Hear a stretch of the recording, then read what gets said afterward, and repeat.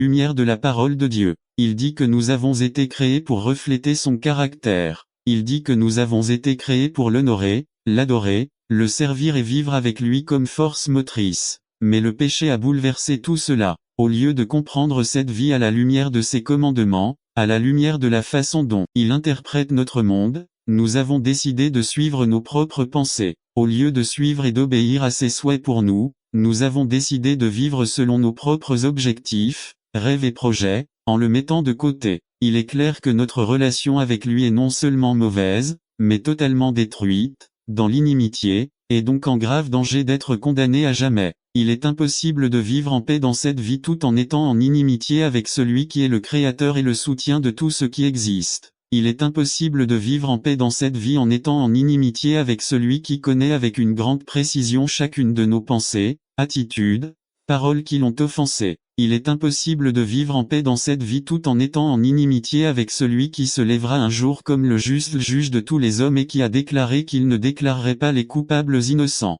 Car par sa mort, Christ a payé la dette impayable que nous devions envers Dieu. Il a détruit le mur qui nous sépare éternellement de Dieu. Par sa mort, le Christ nous amène en présence de Dieu et, par la foi, a fait de nous des enfants de Dieu. Le Christ modifie radicalement le statut du pécheur coupable devant Dieu. En mourant et en subissant le châtiment à ma place, je suis désormais dans une nouvelle relation avec Dieu. Je ne suis plus son ennemi, maintenant je suis son fils. Je ne suis plus seul, il est avec moi comme un père aimant. Dieu a enlevé le cœur dur et obstiné qui nous gouvernait et nous a maintenant donné un nouveau cœur qui est prêt à le chercher, à l'adorer corps et âme, qui cherche à le connaître pour lui obéir. Ma destinée finale a également été modifiée. Il n'y a plus de condamnation pour ceux qui ont en eux la vie du Christ. Le croyant repentant sait qu'un jour il sera avec le Seigneur pour toujours, à jamais, près de lui. Il n'est pas étonnant que Christ ait voulu mourir pour les pécheurs. 2. Changement dans notre marche quotidienne devant Dieu. Cela nous enseigne enseigner,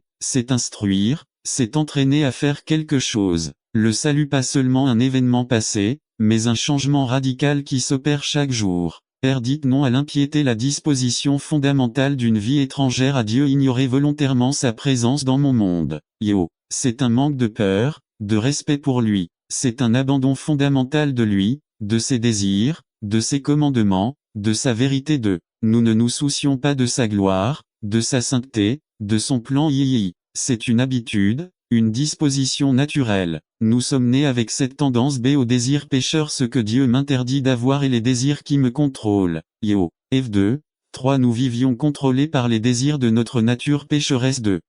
4. Il dit que ce sont les passions, désirs et les pensées qui contrôlent le comportement des gens. N'attendez pas qu'il soit trop tard. Devenez membre de la chaîne Today et bénéficiez de réconfort et de soutien dans les moments difficiles. Cliquez sur le lien dans la description de la vidéo. 9 mars, avril 2024, page 3. Vous voulez quelque chose et vous ne vous arrêtez pas tant que vous ne l'avez pas atteint. Ce n'est pas l'environnement, le passé, vos gènes, vos besoins. Les désirs de la nature pécheresse se manifestent par une variété de mauvais fruits. Marc 7, 21 à 23 = 5, 16 à 21 Nive. Ceux qui suivent les désirs corrompus de la nature humaine méprisent l'autorité du Seigneur. 2 Pierre 2, Div principe d'influence inéluctable. Tout ce qui contrôle votre cœur exercera une influence inéluctable sur votre comportement, et votre vie. C'est Dieu met sa grâce à notre disposition pour que nous puissions renoncer à vivre ainsi. Dieu nous appelle à rompre avec ce style de vie, parce qu'il a brisé le pouvoir du péché dans nos vies. Dire oui. 1. Beaucoup pensent que la vie chrétienne consiste principalement à suivre une série d'interdits. Les gens nous demandent dans votre église, avez-vous le droit à l'interdiction de faire X chose? Peux-tu faire ceci ou cela? Ils ont la mentalité selon laquelle nous ne sommes là que pour obéir aveuglément à des listes d'interdictions. Il est vrai qu'il existe des interdits car notre tendance naturelle est de satisfaire les désirs et les passions, et pour cela, ils ont besoin d'un frein. Exemple 10 commandements 8 sont des interdits et divers textes répartis dans toute la Bible. 2. Mais la nouvelle vie dans le Christ consiste aussi en expression positive du caractère chrétien, comme les fruits de les amours, joie, paix, patience, bonté, foi, douceur, maîtrise de soi. Paul introduit un concept intéressant pour comprendre la dynamique de la nouvelle vie dans laquelle Dieu nous transforme à travers une comparaison avec une situation quotidienne: se déshabiller et s'habiller. F4, 22,24. C'est pourquoi vous devez renoncer à votre ancien mode de vie et remettre à plus tard ce que vous étiez autrefois, car tout cela a été corrompu par des désirs trompeurs. 23 Ils doivent être spirituellement renouvelés dans leur manière de juger. 24 Et revêtir la nouvelle nature, créée à l'image de Dieu et caractérisée par une vie juste et pure, basée sur la vérité. 3. Un auteur commente que pour mieux comprendre cette double action, on peut penser aux deux lames de ciseaux. Nous savons qu'une personne seule ne peut pas accomplir le travail pour lequel elle a été conçue. Il faut les deux, en même temps travailler ensemble pour obtenir des résultats. Il en est ainsi dans la nouvelle vie. Nous devons prendre soin de nous débarrasser de l'ancienne façon de vivre et de revêtir la nouvelle nature que nous avons en Christ. Une chose sans l'autre ne fonctionne pas. 4. Certaines personnes se concentrent presque uniquement sur le fait de se débarrasser et laissent même arrêter de faire de mauvaises choses, mais elles ne se concentrent pas sur ce que Dieu commande. Et ici, il y a 3 domaines fondamentaux. La grâce de Dieu est apparue pour que nous puissions dire oui à 3 vertus élémentaires à vivre avec maîtrise de soi sobre.